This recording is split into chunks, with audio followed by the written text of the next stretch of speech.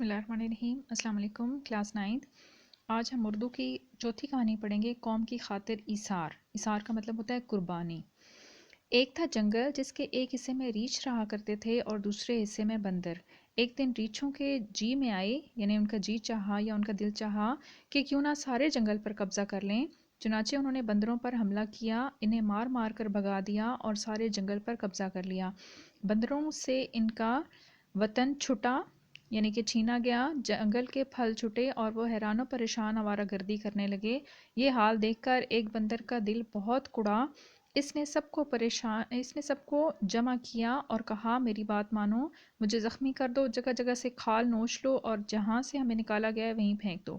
میں کچھ تدبیر کروں گا اور ریچھوں کی بلا سے نجات مل جائے گی اور تمہیں اپنا وطن واپس مل جائے گا۔ بندر ایسے غم گسار، یعنی کہ غم بانٹنے والا، اور ایثار مند، یعنی کہ قربانی دینے والے سے یہ سلوک کرنا تو نہ چاہتے تھے، مگر آخر مان گئے اور اس بندر کو ادموا کر کے ڈال آئے۔ ٹھیک ہے، ادموا یعنی کہ اس کو اتنا مارا کہ وجہ سے آدھا مرا ہوا ہوتا ہے نا، اس طرح سے کر کے ڈال گئے۔ ریچھوں نے ایک زخمی بندر کو دیکھا اور پوچھا، تم یہاں کیسے آئے؟ تمہیں معلوم نہ تھا کہ ہم اس جنگل کے واحد مالک ہیں؟ زخمی بندر نے آہیں بھرتے ہوئے جواب دیا، میں نے اپنے ساتھیوں کو تمہارا غلام بن کر رہنے کو کہا تو انہوں نے میرا یہ حال کر دیا۔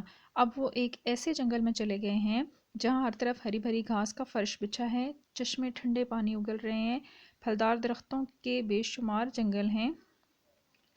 جنگل کیا ہے؟ بہشت کا قطع ہے، ٹھیک ہے، یعنی کہ جنت کا ایک حصہ ہے یا ٹکڑا ہے۔